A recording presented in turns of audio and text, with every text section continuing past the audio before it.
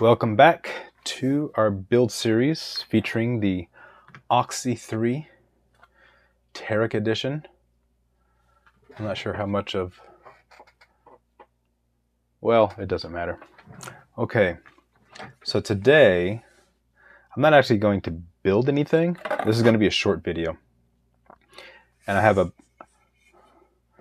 pan with water in it.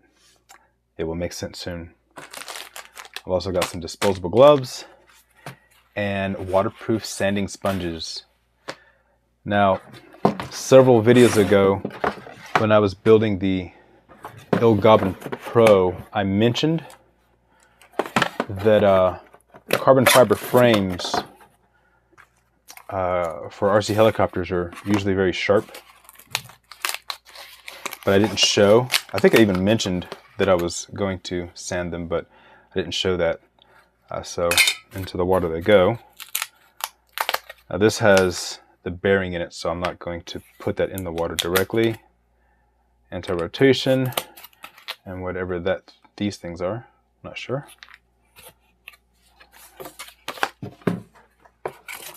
So yeah, that's all we're going to do in this particular video. In fact, that's all I'm going to do tonight. I actually planned on going flying today. It was a nice day all day, and the moment I got off of work, it started raining.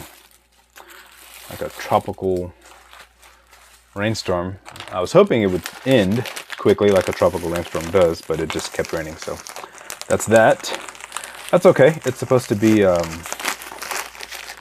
sunny and dry for the next few days, unless that changes.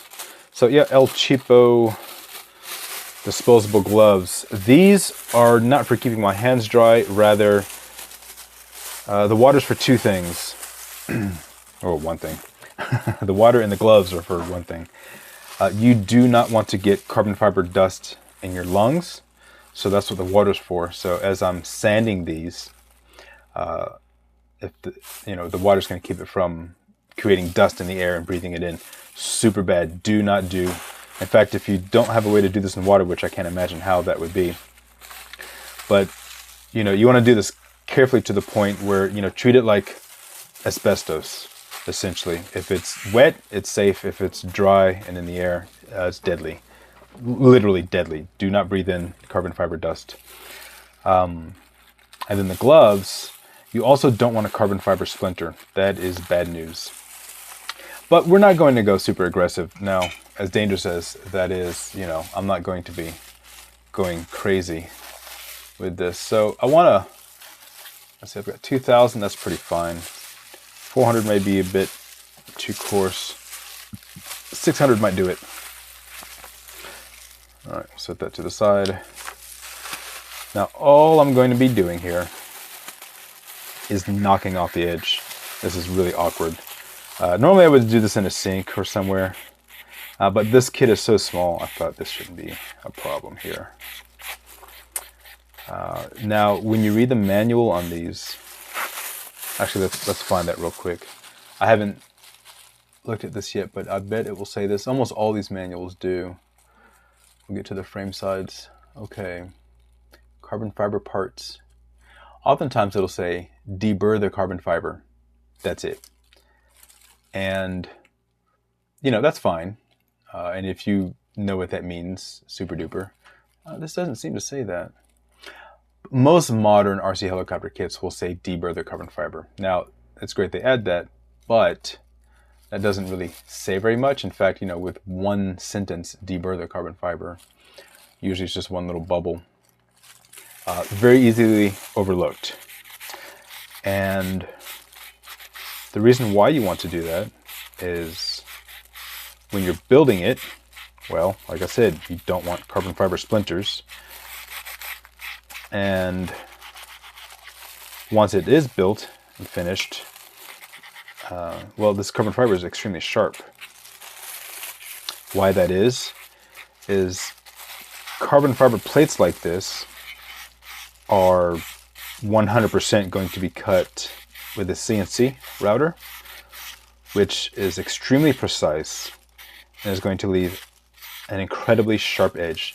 Carbon fiber, well, it's an incredibly, what's the word? Rigid, stiff, firm. Either way, it holds a very sharp edge. That's what I'm really going for. And it is a fiber. So even though it's encased in resin, you know, it's not just going to, you know, flay apart like a bunch of spaghetti, but if there's a loose edge on it and an unsuspecting finger catches that, you know, I have, and I say that because it's happened. In fact, a few weeks ago, I was going to go flying, and I don't recall exactly what I was working on, but either way, I remember grabbing something that was carbon fiber, and I wound up sliding my hand along the carbon fiber. I remember what it was. It was a carbon fiber wing tube, and it was for an airplane that I'd crashed, and I didn't know that the wing tube had been partially crushed. It looked fine, but when I picked it up and unwittingly slid my hand across it, I got a carbon fiber splinter. And then proceeded to spend the next hour with a needle and flashlights and a magnifying glass and a razor blade extracting that. And I nearly went to the hospital to get it extracted, but I was very determined to not do that because all they're going to do is exactly what I was going to do. Although, you know, someone else cutting into your skin to remove a splinter is multitudes easier than you cutting your own self. That's why it took so long. It wasn't super deep, but I had to be careful enough because carbon fiber, well, it is not biodegradable. Your body cannot break it down. So if you get a carbon fiber splinter, it must come out. It probably wouldn't, well, no, it'd get infected because that's an open part, but depending on where it is, it can work its way into your body and, you know, possibly into your bloodstream. And now you've got a carbon fiber needle in your bloodstream that won't go away. I know this all sounds scary, but the point is just be very careful and respect carbon fiber. Now, again, that was a unique situation with a wing tube, which is, I think that's pultruded or extruded. Either way, those are very long, straight fibers. And then it had crushed along its length. So it was very fibrous. Had I known it was crushed, I would have never even touched the thing or handled it with gloves. But I did not know. That's kind of the point.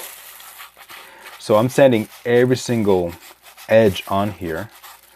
I don't know which parts wires will go through, but I'd rather just go ahead and get the whole thing. And again, taking my time. It doesn't have to be perfect. I don't have to get, you know, every single edge like I don't need a radius, you know, that's all nice and pretty. I just want to knock off the corner. Yeah. Now, you could use a file, especially on some of these inside hole corners and so on and so forth, but using a file, see, I'm sanding back and forth here. If I were to use a file, the tendency would be to go, you know, this way, in and out. That's a bad idea because this carbon fiber plate here, the strands are all going this way and that way. So sanding it this way is good. You're going against the grain, literally. But if you filed it going in and out, which is what you would do trying to get the corners, you're going to be pulling the grain away from the plate. So not a good idea to use a file. Yes, you could get the corners a little better, but I would caution against that. Unless you feel you could get a file in there and roll it or turn it, which, you know, that would be just fine if you wanted to do that. But generally speaking, you're not going to have your fingers in an area like that. And when you're building an RC helicopter, chances are you're not going to have wires stressed around a corner like that. I mean, you can avoid that pretty easily. I've never had carbon fiber split on me, like say when you're screwing it together. Unlike wood, it's far, far stronger. It doesn't split. I'm sure it's possible to do that, but that's not a common problem. I don't know if the camera can pick that up, but there's already quite a lot of black dust in there, so you can see this would be a mess if it wasn't wet. My gloves have black all over them, so yeah. So yeah, using water like this in gloves makes it super safe, relatively easy. And since I already know I'm not doing much more than this, you know, I'm not in any kind of hurry for this kit to be built. I have plenty of helicopters to fly. Now, if this was my only kit, not gonna lie, I probably would rush through. I tend to do that. But I'd like to think, you know, I usually do this. It's really a quick step. And like I said, if you do it in a sink with running water, which is what I usually do, these sponges here, hobby sponges, I mean, I don't know what it is. It's just foam. And the sandpaper, well, it isn't sand. It's some sort of artificial whatever. So it's really strong, lasts forever. You can get it at Hobby Lobby or, you know, any place that sells model kits, train set building type supplies. They'll have something along these lines. Usually, now they have the plastic sheets. That, you know, that's fine. But I like these rubber. That's about 1/4 inch thick. A lot easier to handle. And of course, it holds water. So I can put it in there, squeeze, and see it's, well, literally a sponge. So good to use. And when I'm not talking, I keep better track of what I've hit. I'm not sure what all I've done, so I'm just going to hit all the corners again. And since these frames are too identical, like most RC helicopters, I am going to get the inside and outside of both of these frames. So, not a big deal. You know, these two little guys here, maybe I might spend, well, the video will show because I'm going to record the whole thing. In 10 minutes, I hope at the most. Actually, I can see where I've hit because, yeah, there's a little scratch mark there. So I've just about got this finished up here on this side.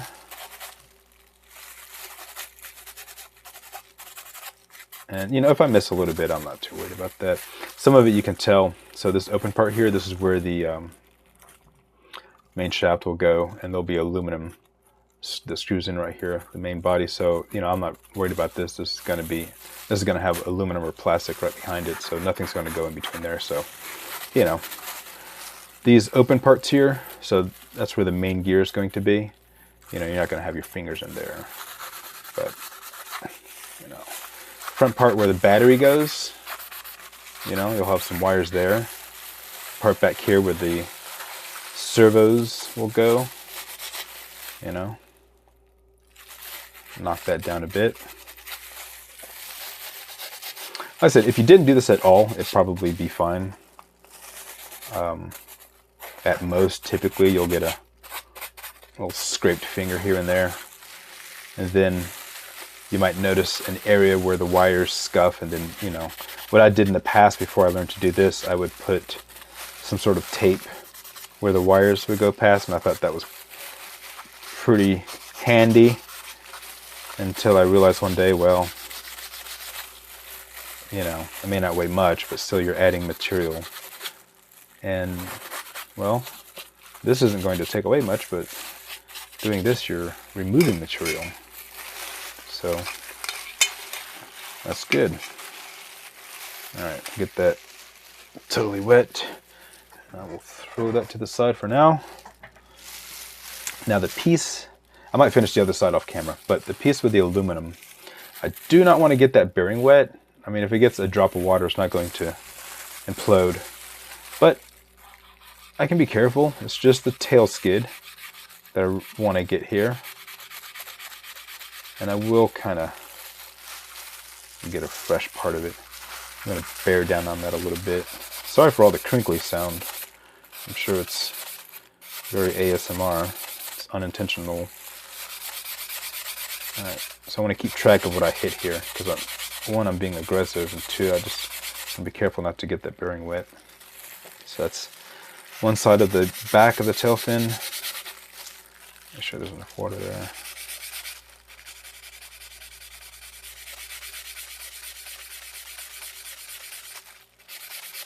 Alright, that's, yeah, even through the glove I can feel that's very dull. And if you wanted to, if you really just wanted to, and let's say you were a model builder, so the building is almost the entire joy of it, you could put a nice radius on these. You're not going to hurt that. I mean, you don't want to take away too much material. Well, I can't speak tonight. But you know, you can put a nice radius on there. Be it for aesthetics or handling or both. So when I know, so like this piece is a lot thinner than the frame side, and the tail fin, you know, it sticks out, it protrudes by itself. So on an area like that, that I know that will come into contact with skin and grass and the table and stuff like that, I really do want to get that more aggressively. And also with a sponge, you might have figured that I like, since I'm pressing on it like this here, that's automatically, you know, creating a radius where the majority of the cutting is going to go against the corner. As you sand it further, it's going to make a nice rounded profile there. So that's a sharp little corner there. That's going to go into the grass, the table, your hand, your couch when you set it down.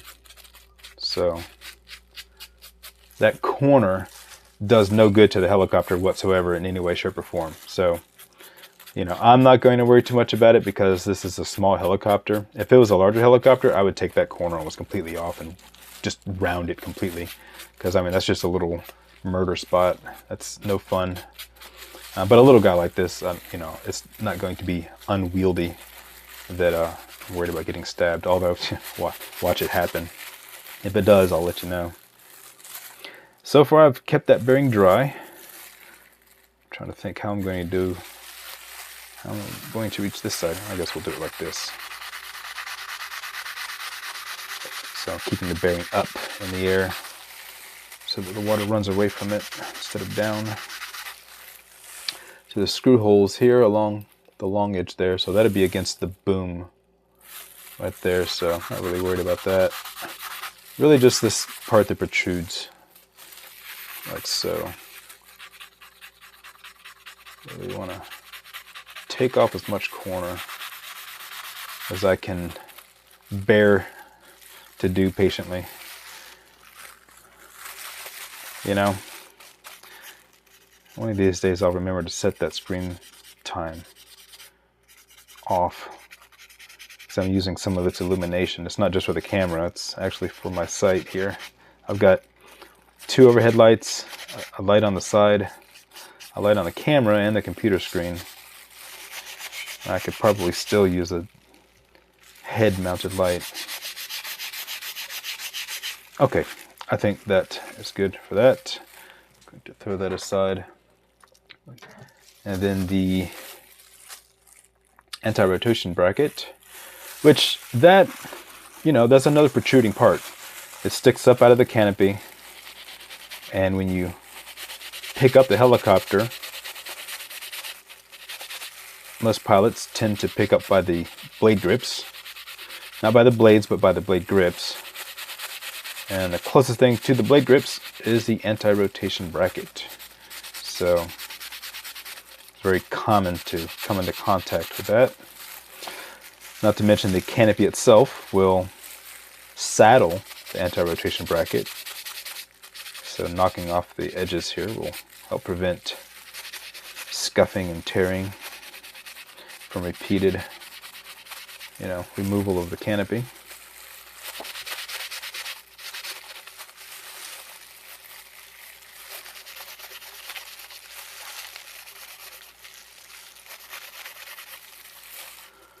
Okay, pretty small part, not a lot of edges there. That's pretty quick.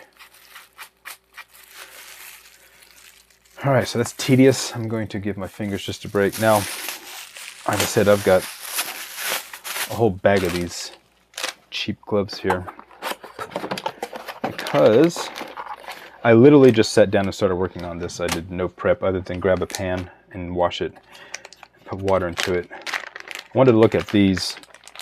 I hadn't opened it since the unboxing video. These are the tail, or not tail, I just said tail fin. These are the landing skids. And it looks like, yeah, looking at the picture here, they're all by themselves. In other words, they're not covered with anything. So these are wide open to the elements. I do not have anything sharp. Why don't I have anything sharp in here? Okay, well, this isn't my normal build area. There we go.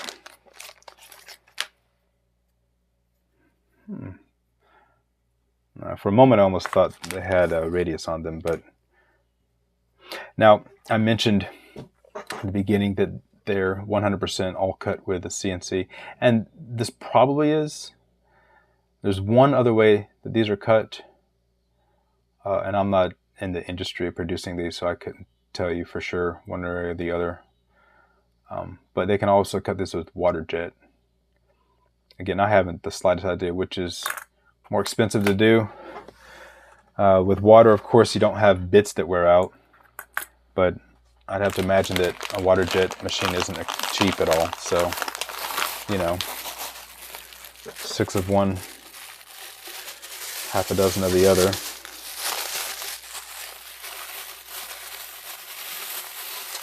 Which are two of the same thing, unless it's a baker's dozen. And there's an imbalance. So let's see. This part will be on the ground. And while I don't care about protecting the ground necessarily,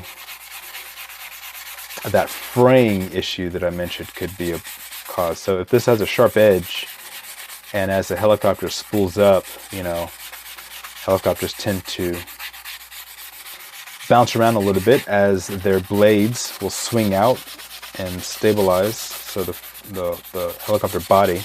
And this is true for radio control helicopter of all sizes, all the way up to full size. The helicopter body will have a moment of vibration as all of the blades, be they 2, 3, 4, or 5, as they all swing out with the centrifugal force on their flapper hinges. Because if you didn't know, helicopters, again, all of them, all radio control helicopters and full-size helicopters, regardless of their size or purpose, military or civilian, the blades are not rigid. The blades themselves are very flexible, and the blades where they attach to the main grips is what's known as a flapper hinge. Blades have to be able to move during flight, not just during the spool up. It's just a part of the flight characteristics. I will not get into any of that because there are plenty of very smart people that talk about that on YouTube videos and other videos, wherever else you watch your videos, and I would butcher it. I watch them, I understand it basically, but I am not an educator. I am a radio control helicopter enthusiast, not an educator. You could also say I'm a student, so I'm definitely learning.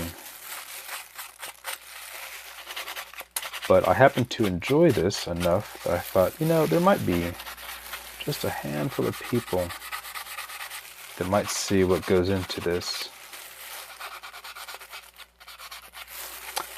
And for this build, I thought, just for the fun of it, that I'd break it down into a bunch of parts. So each video that I film is going to be me going through each step. I plan on filming the entire build,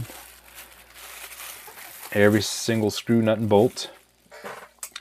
But with that, so if I built this without a camera, I usually obsessively build these things anywhere from, you know, something small like this might take 6 to 8 hours, maybe more, if I'm watching videos or TV shows with it.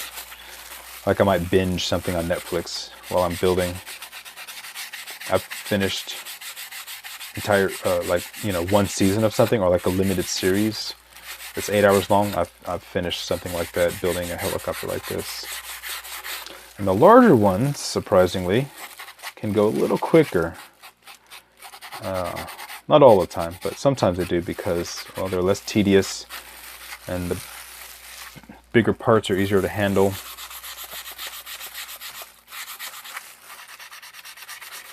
And one of the things I look for, which I don't know if a helicopter manufacturer would ever do this, but I prefer low parts count.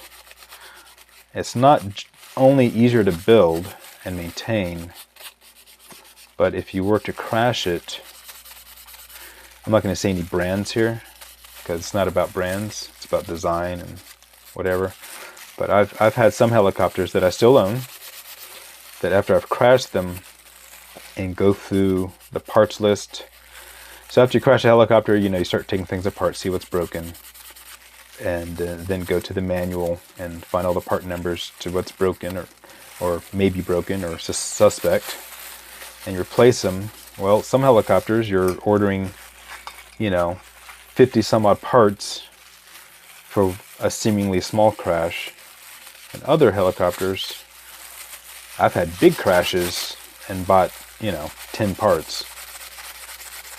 And of course not every crash is the same, but, you know, I've had enough crashes to compare certain things. And yeah, I tend to stick with low parts count.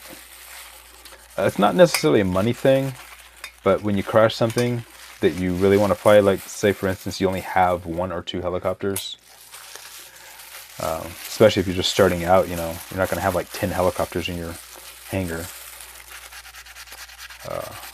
I guess I'm going to do the other side on camera.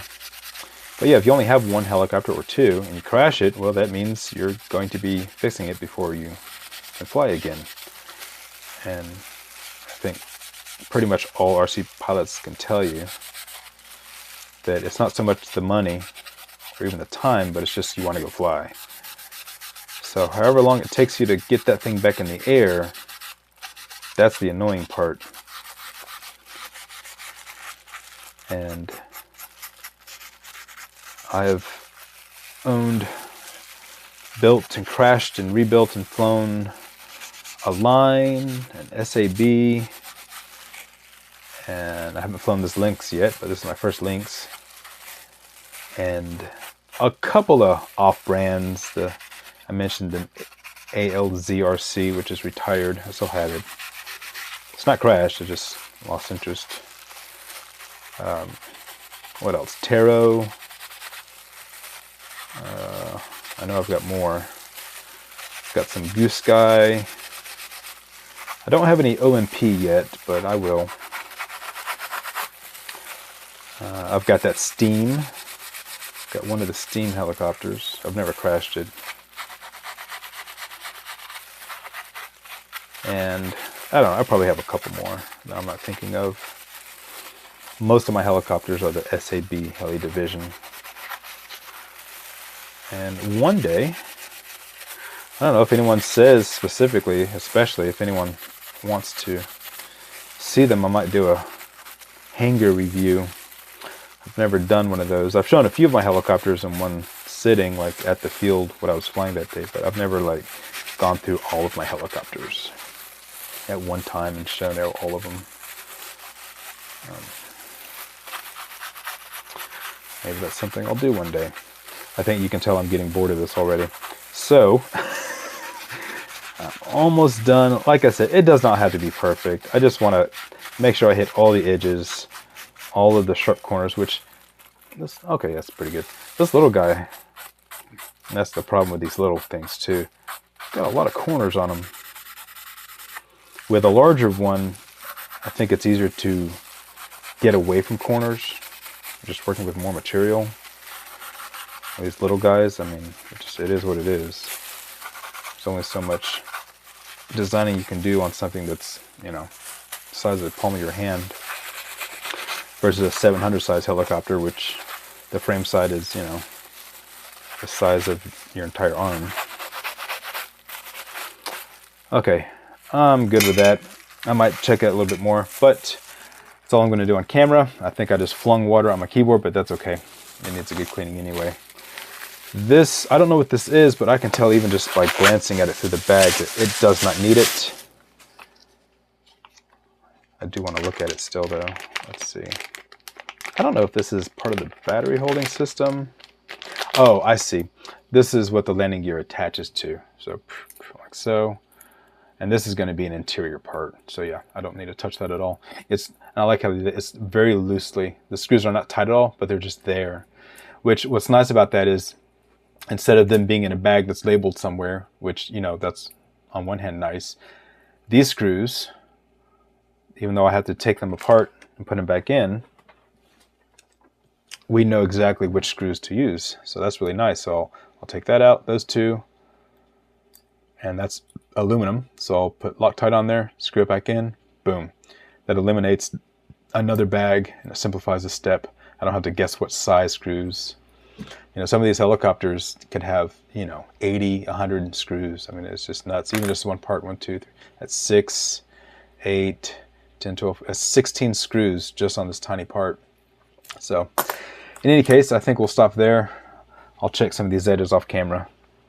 And that'll be all I'm doing tonight. And then we'll go to the next step. See ya.